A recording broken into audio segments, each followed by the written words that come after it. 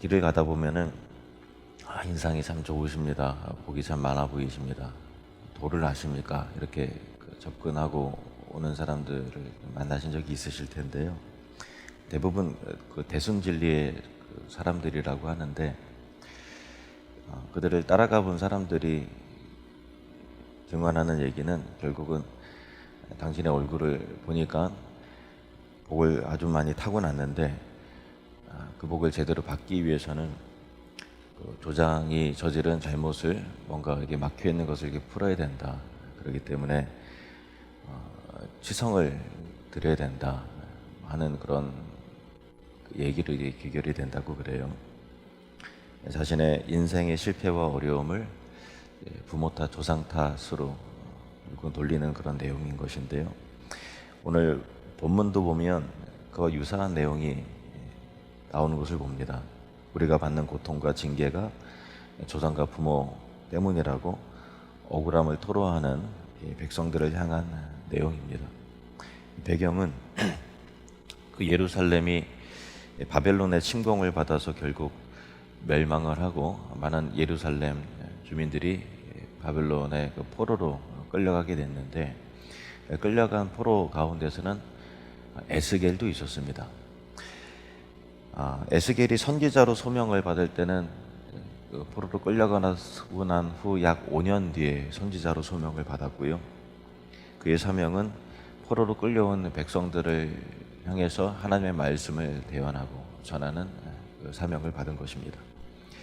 유다인들은 예루살렘을 멸망케 하시고 이와 같은 고통을 겪도록 하시는 하나님의 징계와 심판이 공평하지 못하고 또 공의롭지 못하다라는 생각을 했습니다. 왜 부모들이 또 자신들의 조상들이 지은 죄를 왜 하필 우리가 뒤집어 써야 되냐 하면서 억울하게 생각하고 불평했던 것이죠. 그들은 그 마음을 담아서 속담 하나를 만들었는데 그 속담은 오늘 본문에 나온 대로 아버지가 신포도를 먹었으므로 그의 아들의 이가 시다라는 속담을 만들어서 불만을 토로하는 것입니다. 아버지가 사과를 먹었는데 왜 아들이 배탈이 나냐, 그런 내용입니다. 아버지가 죄를 지었는데 왜 아들이 감방에 가냐, 우리 조상들이 잘못을 했는데 왜 우리가 망하고 포로로 끌려왔냐 라고 하는 그런 불평의 의미죠. 조상의 죄로 인해서 후손이 고통을 받는다라는 것은 유다인들의 생각뿐만 아니라 불교 문화권에 있는 우리나라 사람들도 은연중에 그 심리 가운데 있는 사상입니다. 불교의 연기설에 의하면 조상 때의 어떤 인연으로 인해서 자손들이 그런 업보를 당하게 된다라는 사상인데요. 그래서 조상을 탓하고 어떤 시련을 당하면 조상들이 무슨 죄를 지어서 자손들이 이런 화를 당하는가 하고 또 심지어는 몇 자리를 탓하기도 하는 것입니다. 우리가 조상 탓, 부모 탓을 노골적으로 우리가 신자들이 하지는 않겠습니다만은 은연중에 내가 받는 고통과 또 고난에 관해서 정치인 탓을 하고 또 나라 탓을 하거나 부모 탓을 하거나 또 가정이나 형제나 다른 누군가를 탓하고 원망하지는 않는지 자신을 살펴봐야 합니다. 혹 인과관계를 따질 때 정말 누군가의 잘못으로 인해서 받는 괴로움일 수는 있으나 하나님은 그 일을 통해서 우리 자신을 향한 메시지가 있다라는 것을 알아야 됩니다. 물론 모든 고난이 다 징계는 아니고 또 죄의 결과는 아니지만 또 어떤 경우는 그렇기도 한 것이죠. 그래서 그 일을 통해서 내가 깨닫고 거룩해지고 또 돌이키기를 원하시는 것이지 부모를 향한, 타인을 향한 원망과 불평에 묶여서 사는 어리석은 인생들이 되기를 하나님은 원하지 않으신다라는 것입니다. 하나님은 너희가 각각 지은 죄로 인해서 심판을 받는 것이지 나는 죄를 안 지었고 의로운데 억울하게 심판을 받는 것이 아니라는 것을 강조해서 에스겔 선지자를 통해서 그들이 지은 죄를 낱낱이 본문 가운데 지적하고 계신 것이죠.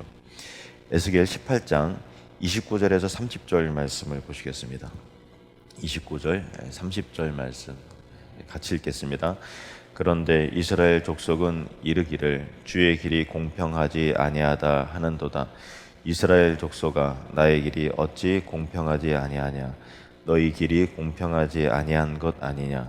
주 여호와의 말씀이니라. 이스라엘 족속아, 내가 너희 각 사람이 행한 대로 심판할지라. 여기까지 읽겠습니다.